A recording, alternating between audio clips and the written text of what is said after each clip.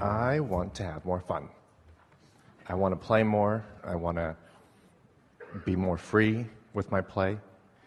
And one of the things that I've noticed that I have a little bit of a negative vibration with is money.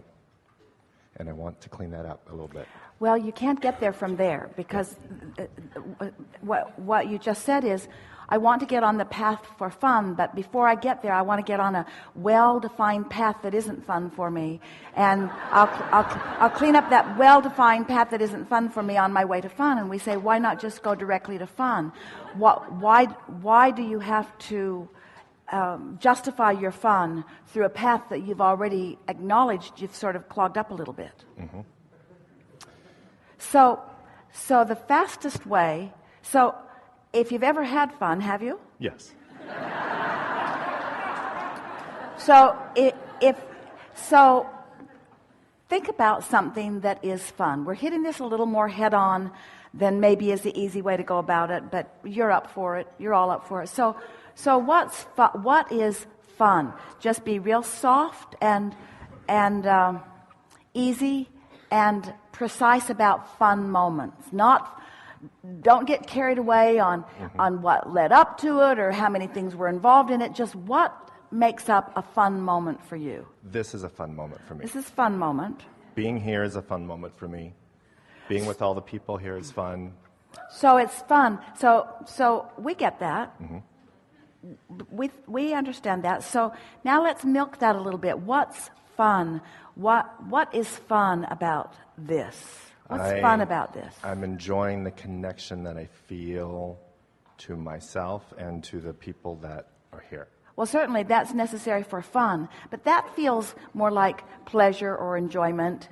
Fun feels a little more pointed, isn't it, sometimes? Mm-hmm. And fun doesn't need to be funny, but fun certainly does imply lightheartedness. Yes. It implies nothing serious going on, in the sense that we're not trying to fix anything that's broken. Mm-hmm. And so play around with that feeling of fun just a little bit. Esther wrote pages and pages of the word fun a few months ago in her books, fun, and tried to define as best she could. And it took a little bit of doing to identify what's fun. When Esther thinks about fun, she thinks about laughing. She thinks about other people being there. Mm-hmm. She thinks about more than just her having fun for some reason. Fun feels like something that is delightfully shared. So it's laughing with someone who laughs easily. It's surprises along the way. It's fun. The most fun thing of all is universal co-creation. In other words, to have established something and then the universe saying, how about this? That's fun. The universe's never-ending ability to put things in the mix. That's really fun. It's not just fun, it's clarifying, and it's not just clarifying. It really pronounces your sense of worthiness. So we might be saying that clarity is fun and worthiness is fun, but that's kind of stretching it in the boundaries a little bit. But you see what we're getting at. You want to sort of massage it into fun. Mm-hmm. Fun. The other day we were visiting with a really wonderful young man who has been talking to us for some time about relationship issues.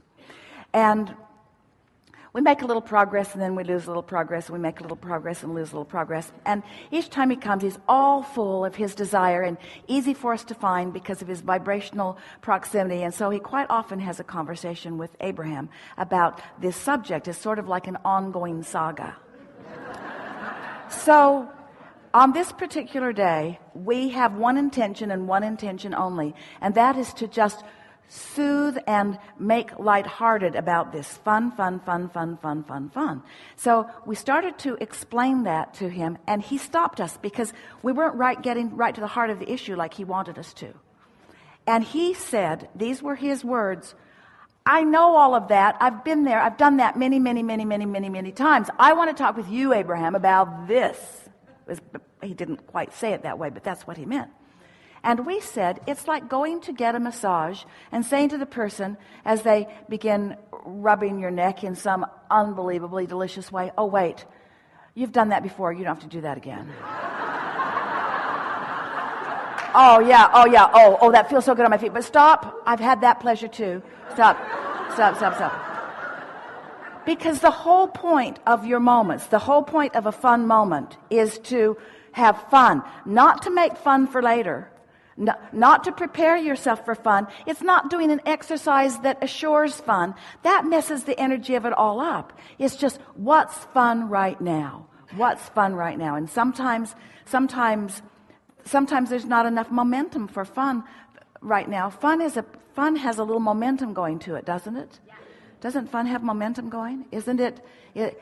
What's more fun than getting on the wavelength with another person? Ooh. And then together discovering some really fun thing to think about or do or say that you've not done before. So adventure's mixed in with fun. Fun's a sort of loaded word, isn't it? Mm-hmm. So that's the way we would approach it. We would just walk all around it, and sometimes that much conversation with yourself or with somebody else is enough to get it activated, and then the fun begins. As you're discussing it, I'm realizing that throughout my life, I've really enjoyed having fun on my own, by myself. And now I want to have more fun co-creating with other people. Well, there's good news and there's bad news in that statement. The good news is, and it's really good news, that if you are having fun by yourself, you're like a crazy person. No. If you're having fun by yourself, it means that you have established a relationship with your source who is always present. And so the momentum of thoughts is escalating into really satisfying and fun-filled moments. That's the good news. The bad news is, and it really isn't bad news, but really, fun is one of those things that has enough momentum to it that usually it includes the universal's rendezvousing with you, with others. Mm-hmm. Even if they're not in the room with you, dancing with them in traffic, just different things that are happening. And so we are not prepared to say ever that anything cannot be experienced singularly. It's just that law of attraction doesn't make you singularly focused ever. And the most fun things are the rendezvousing with other consciousness, other conversations, other words, other ideas, juxtapositions, other situations, situation comedy. Isn't that what law of attraction is? Law of attraction is the best creator of situation comedy, because law of attraction knows who you are and what you want and who you really are and where you stand in this current moment in vibrational proximity to all that you've become. And it's just laying out this path of fulfillment that when you say, I want fun, law of attraction can be so fun in the things that are queued up for you, in the surprise and delight that is queued up for you. Yeah.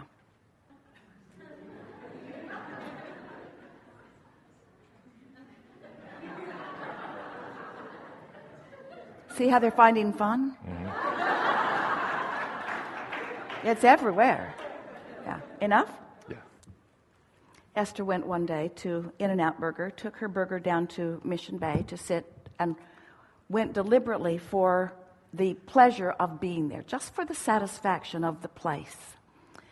And as she got there, she began looking at the other people that were there, and she said to herself, to us, out loud, I wonder how many of them were feeling good before they came here, and the impulse to be here came because they were feeling good, because that's the way she felt that it happened to her. Or how many of them came there for the entertainment or came there for the fun? There's a difference, isn't there? In other words, how much preparation did I do before?